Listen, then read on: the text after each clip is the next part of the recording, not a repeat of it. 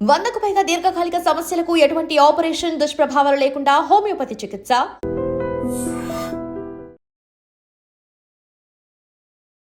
Hi hello నమస్తే, welcome to I dream healthy conversation with me Sravya.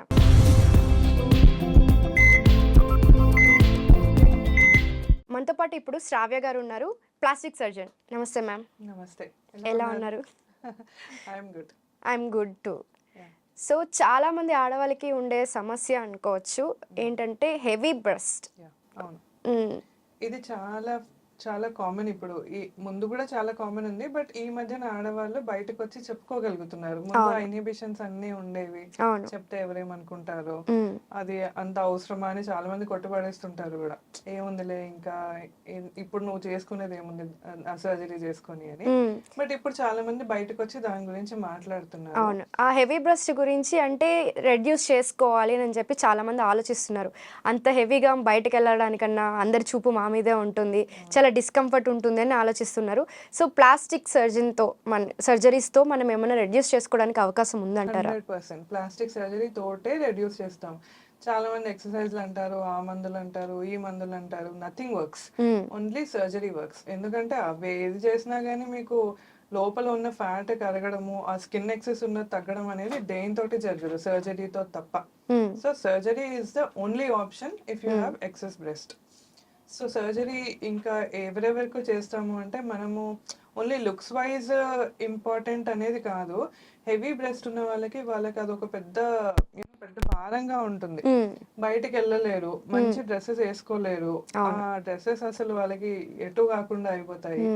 And అసలు main problem ఏంటంటే వాళ్ళకి cervical pain. అవును, ఆ హెవీనెస్ వల్ల చాలా మెడ నొప్పి ఉంటుంది వాళ్ళకి, అది అన్బేరబుల్. అండ్ ఇంకొకటి ఏంటి అంటే ఇన్ఫెక్షన్స్.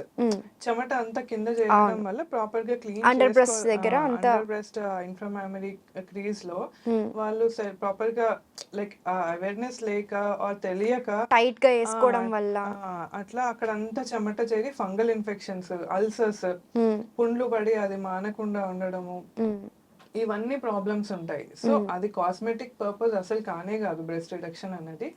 That is comfort. అంటే అదొక పెద్ద భారం దించేసుకున్నట్టు అయిపోతుంది once you get the breast reduction done.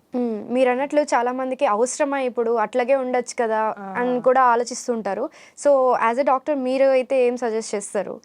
మేము 100% we suggest breast reduction only. అంటే బాగా హెవీగా ఉండి ఇంకా ఇట్లాంటివన్నీ ఉంటాయి. ఇప్పుడు కొంచెం ఉండి మరీ ఎక్కువ ఏం లేదు అంటే ఫైన్ అడ్జస్ట్మెంట్స్ చేస్తాం అంతే. బట్ బాగా హెవీగా ఉండి, మొన్ననే ఒక ఆవిడకి చేసాం, ఆల్మోస్ట్ పొట్ట వరకు ఇక్కడ వరకు ఉంది. అది దట్ ఈస్ వెరీ కామన్. వాళ్ళ బాధ పాపం వాళ్ళు ఎక్స్ప్రెస్ చేస్తే మనకి అంటే మనం కొట్టుపడేయచ్చు ఈజీగా, కానీ ఓన్లీ వెన్ యూ భరించే వాళ్ళకి తెలుస్తుంది ఆ బాధ.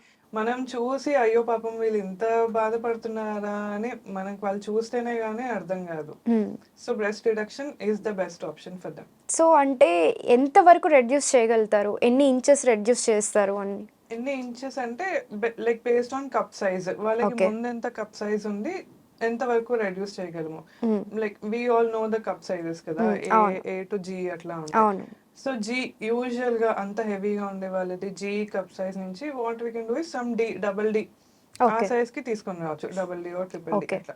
కంప్లీట్ గా బి సైజ్ సి సైజ్ అయితే రాదు. ఎంత పెద్దగా ఉన్నా గానీ what we do is we preserve some part of the tissue. ఎందుకంటే ఆ నిప్పుల్ ఏరియాలో అనేది దానికి సెన్సేషన్ గానీ బ్లడ్ సప్లై గానీ ఇంపార్టెంట్. ఆ సెన్సేషన్ బ్లడ్ సప్లై ఉంచడానికి కొంచెం టిష్యూ ఉంచాలి, మొత్తం తీసేయడం కుదరదు. సో అది ఉంచాలి, అండ్ మనకి ప్రాపర్ గా షేప్ రావాలి, క్లోజర్ రావాలి అంటే కొంచెం ఉంచాలి. సో అందుకే మనం కంప్లీట్ గా like B size C size తేయలేము, జీ ఉన్నది డబల్ డి అట్లా ఆ సైజ్ కి తీసుకొని రావచ్చు. కొంతమందికి మిస్కన్సెప్షన్స్ ఉంటాయి, అంటే మళ్ళీ షేప్ అవుట్ అయిపోతుందేమో, మళ్ళీ మనము ఇంతకు ముందు లాగా ఉండలేమేమో, ఈ సర్జరీస్ వల్ల మనకి లేనిపోయిన ఎఫెక్ట్స్ వస్తాయేమో అనే ఆలోచన కూడా ఉంటుంది. సో వాళ్ళకు ఏమని చెప్తారు? సైడ్ ఎఫెక్ట్స్ అయితే ఏముండవు. As I said we preserve, అంటే నిప్పుల్ కింద ఉన్న పార్ట్ ని ప్రిజర్వ్ చేస్తాం. అక్కడే మనకి మిల్క్ డక్ట్స్ కానీ లైక్ అంటే young females who want to go for surgery they will have this భయం చాలా మందికి ఉంటుంది. అంటే తర్వాత పెళ్ళైన తర్వాత పిల్లలకి బ్రెస్ట్ పిల్లలు ఫీడింగ్ పుట్టిన కి తర్వాత ఫీడింగ్ ఇవ్వగలమా లేదా, ఇది this is the main question, main doubt. చాలా మంది దాని వల్ల చేయించుకోరు కూడా, అవును సరే భరిద్దాంలే ఇంకా అన్నట్టు ఉంటారు. But most of the times you can feed almost 90 to 95% you can feed because we preserve that part under the nipple ఏదైతే ఉందో ఆ మిల్క్ డక్ట్స్ వాటన్నిటిని ప్రిజర్వ్ చేస్తాం కాబట్టి అబ్సల్యూట్లీ దెర్ ఇస్ నో, అంటే ఫీడింగ్ ఆపేయడము అనేది ఏముండదు, ఆగిపోవడం అనేది ఏముండదు. ఆ 5% ఛాన్స్ ఎందుకు మిస్ అవుతుంది అంటారు మ్యామ్? కొంచెం మందికి అంటే డిఫరెంట్ డిఫరెంట్ టైప్స్ ఆఫ్ పెడికల్స్ ఉంటాయి దాంట్లో. ఓకే సో ఒక్కొక్కసారి దాన్ని మనం సాక్రిఫైస్ చేయాల్సి రావచ్చు if there is very huge breast. Okay ఇంకా తప్పదు అనుకుంటే సాక్రిఫైస్ చేయాల్సి వస్తుంది. But that is very rare and usually అది మనం ఓల్డ్ ఏజ్ లో చూస్తాం. Old age in the sense 50 cross అవుతున్న ఆ ఏజ్ లో చూస్తూ ఉంటాం. యంగ్ ఫీమేల్స్ కి almost 95% or 99% like they can go for breast feeding. Okay మరి వాళ్ళ హెల్త్ కండిషన్ అనేది ఎలా ఉండాలంటారు? అంటే సర్జరీకి ఒకవేళ ఒక పర్సన్ వస్తున్నారు అంటే వాళ్ళ హెల్త్ కండిషన్ అనేది ఎలా ఉండాలి అంటారు? నార్మల్ అంటే వాళ్ళకి షుగర్ కానీ ఇవి ఏదైనా అదర్ ప్రాబ్లమ్స్ ఉంటే అవన్నీ కంట్రోల్లో ఉంచుకుంటే సరిపోతుంది. దట్ ఈస్ అంటే కాంట్రా ఇండికేషన్ అని ఏం లేదు, అంటే వీళ్ళు చేయించుకోవద్దు అని ఏం లేదు, ఎవరైనా చేయించుకోవచ్చు. జస్ట్ అంటే మనకి అనెస్థీషియాకి వాళ్ళు జనరల్ అనెస్థీషియాకి ఫిట్ అవ్వాలి. కొంచెం ఒక 3-4 hours డ్యూరేషన్ సర్జరీ, సో కొంచెం లాంగ్ ఉంటుంది కాబట్టి జనరల్ అనెస్థీషియా ఫిట్నెస్ అవి చూసుకుంటాము. నార్మల్ బ్లడ్ టెస్ట్లు అవి, డయాబెటీస్ కంట్రోల్లో ఉంటుందా లేదా, థైరాయిడ్ ఇది ఇంకా ఏమన్నా అట్లాంటి ప్రాబ్లమ్స్ ఉంటే అవి కంట్రోల్లో ఉంటున్నాయా లేదా అనేది చూసుకోవాలి అంతే. ఏ ఏజ్ వాళ్ళు చేయించుకోవచ్చు, ఏ ఏజ్ వాళ్ళు చేయించుకోకూడదు అంటారు? చేయించుకోవద్దు అని ఏమి ఉండదు, బట్ యూజువల్లీ అంటే ప్యూబర్టీ కంటే ముందు పిల్లలకి అవసరం లేదు. ఓకే అంటే యాజ్ దే గ్రో ఎంత వరకు పెరుగుతుంది, ఎంత వరకు వస్తుంది, అంటే లైక్ సైజ్ ఎంత వరకు మాక్సిమం పెరుగుతుందో చూసుకొని we can proceed for surgery. And maximum limit అంటూ ఏం లేదు, ఎవరైనా చేయించుకోవచ్చు. ఇప్పుడు పిల్లల్ని చూస్తుంటే చాలా త్వరగా గ్రో అవుతున్నారు, సో వాళ్ళకి కూడా అలాగే ఆ ప్రాబ్లం అవుతుంది. వాళ్ళు కూడా మన మామూలు వాళ్ళకంటే కూడా వాళ్ళు ఎక్కువ ఫీల్ అవుతున్నారు, అంత లోపలికే వచ్చేస్తుంది అని చెప్పి. సో వాళ్ళకి ఎట్లాంటి సజెషన్స్ ఇస్తారు పిల్లలకి? పిల్లలకి సజెషన్స్ అంటే first thing everything is related to some way or the other, it is related to hormones. Hormonal imbalance అనేది, అది most of them fast foods, junk food తినడము. ఇప్పుడు స్కూల్ పిల్లలు most of them are seen in McD only. అవును, మెక్డీలోనే కనిపిస్తారు, school అయిపోగానే మెక్డీలో కూర్చుంటారండి. So you don't know what quality of food they are providing. So it's better to avoid junk foods. అంటే సాచురేటెడ్ ఫుడ్స్ కి బాగా అలవాటు అయిపోయారు. చిప్స్ ప్యాకెట్స్ కనిపిస్తాయి, కోక్స్ కనిపిస్తాయి, లైక్ ఎవ్రీథింగ్ ఇస్ రెడీమేడ్. వాటిలో ఏముంటుంది, like it is definitely harmful, అంటే అంత రీసెర్చ్ చేసి అందరు చెప్పేది అదే.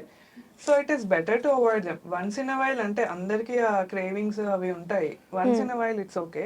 బట్ డైలీ బేసిస్ లో స్నాక్స్ లాగా అది తినడము, that is not a healthy thing. వాటి వల్ల హార్మోనల్ ఇంబ్యాలెన్స్ వచ్చి బ్రెస్టే కాకుండా ఇంకా చాలా మందికి ఫేషియల్ హెయిర్ వస్తుంది. అమ్మాయిలకి అబ్బాయిల లాగా వస్తుంది, అబ్బాయిలకి అసలు రావట్లేదు. సో ఆ హార్మోనల్ ఇంబ్యాలెన్సెస్ వాటన్నిటిని మనము we should tackle them first. Okay, అంటే ఇప్పుడు చాలా మంది ఆలోచిస్తూ ఉంటారు కదా, అంటే నెక్స్ట్ ఎలాగా రికవరీ ఎలా ఉంటుంది, ఎన్ని రోజుల్లో రికవరీ అవుతాం సర్జరీ తర్వాత, ఈ ప్రాసెస్ ఎట్లా ఉంటుంది అనే డౌట్ ఉంటుంది, దాని గురించి చెప్తారా? కొంచెం పెయిన్ అయితే it is like part and parcel of any surgery, దేనికైనా పెయిన్ ఉంటుంది. బట్ పెయిన్ కిల్లర్స్ తోటి అదంతా మేనేజబులే. అండ్ మీకు జస్ట్ ఇమాజిన్ 2 kgs 3 kgs బరువు తగ్గిపోతుందంటే చాలా తేలిగ్గా ఫీల్ అవుతారు. This pain will be nothing in front of that. So అది 5-6 days లో మనము టాబ్లెట్స్, ఇంజెక్షన్స్ అవన్నీ ఇచ్చి మేనేజ్ చేసేసుకోవచ్చు. 1 day 2 days హాస్పిటలైజేషన్ అంతే. And we'll give supportive garments for them, retain చేయడానికి, స్వెల్లింగ్ ఎక్కువ అవ్వకుండా. అండ్ నడిచేటప్పుడు కొంచెం కదులుతుంటే పెయిన్ వస్తుంది కదా, సో అట్లా రాకుండా సపోర్టివ్ గార్మెంట్స్ ఇస్తాము. అదొక 3 to 4 weeks జస్ట్ మన ఇన్నర్స్ ఎట్లా వేసుకుంటామో అట్లా వేసుకుంటే సరిపోతుంది. And after that there is nothing to worry. You can be free. Just ఒక 15 days లోపలే రికవరీ అయిపోతుంది అని అనుకోవచ్చు. 15 days అయిపోతుంది, కుట్లు మానిపోతాయి. జస్ట్ సపోర్టివ్ గార్మెంట్ మీకేం పెద్దగా ఇబ్బంది ఉండదు, అది వేసుకున్నా కానీ like patient will not feel any discomfort. Okay, ఫర్దర్గా మనకి ఏమి సైడ్ ఎఫెక్ట్స్ అనేవి ఉండవు అని అంటారు? మాక్సిమం ఏం సైడ్ ఎఫెక్ట్స్ ఉండవు. ఏదైనా ఉంటే జస్ట్ ఇన్ఫెక్షన్ ఓకే. అదొకటి. అది కుట్లు అదంతా ప్రాపర్ గా ఓటీ ఎన్వైరన్మెంట్ స్టెరైల్ గా ఉండి ప్రాపర్ గా చేస్తే ఇన్ఫెక్షన్ ఛాన్సెస్ వెరీ లెస్. ఇంకొకటి నీరు చేరడం అంటారు, సీరోమా ఫార్మేషన్, హెమటోమా ఫార్మేషన్ అట్లా. అది వాపు వాటన్నిటికీ like usually that is a very rare condition. అంటే కంట్రోల్డ్ ఎన్వైరన్మెంట్ లో ఎక్స్పీరియన్స్డ్ సర్జన్స్ చేస్తే that is a very rare thing. తర్వాత పోస్ట్ సర్జరీ తర్వాత వాపు దానికి పెయిన్ కి మసాజ్ చేసుకుంటే సరిపోతుంది. ఫుడ్ ఇంటేక్ ఎలా ఉండాలి మేము ఆ ప్రాసెస్లో, సర్జరీ అయిన టైంలో అదంతా? ఓకే, ఏమి రెస్ట్రిక్షన్ ఉండదు. బట్ యాజ్ ఐ సెడ్, ఎట్లా అయినా హెల్దీ ఫుడ్ తినడం ఈస్ ద బెస్ట్. ఎస్. అంతే, ఫ్యాటీ ఫుడ్స్ తక్కువ చేసి, షుగర్స్ తక్కువ చేసి, హెల్దీ ఫుడ్. చాలా మంది బిర్యానీ ప్రియులు ఉంటారు, వాళ్ళకి ఏం చెప్తారు? బిర్యానీ చేసుకోవచ్చు, ఇంట్లో చేసుకోవచ్చు. Biryani is actually brown basmati rice that is very healthy also. మనకి ఇంట్లో చేసుకుంటే ఇంకా బెస్ట్. ఇంట్లో బిర్యానీ తినొచ్చు, చికెన్ బిర్యానీ తినేవాళ్ళు అది ఇంకా మంచి ఆప్షన్ కదా. మంచిగా ఎక్కువ పీసెస్ ఎక్కువ వేసుకొని బిర్యానీ తింటే హెల్దీగా ఉంటుంది, మనకి సాటిస్ఫాక్షన్ ఉంటుంది. ఇంట్లో చేసుకుంటే క్లీన్ ఎన్వైరన్మెంట్ లో చేసుకుంటాము, మనకి నచ్చినట్టు చేసుకుంటాం కాబట్టి బిర్యానీకి రెస్ట్రిక్షన్ లేదు. బట్ బయట తినొద్దు అంతే. బయట మనం ఎన్ని హోటల్స్ మీద రేట్స్ చూస్తా ఉన్నాం కదా, ఎందుకు అంత రిస్క్ తీసుకోవడం. Okay ma'am, thank you so much. Thank you.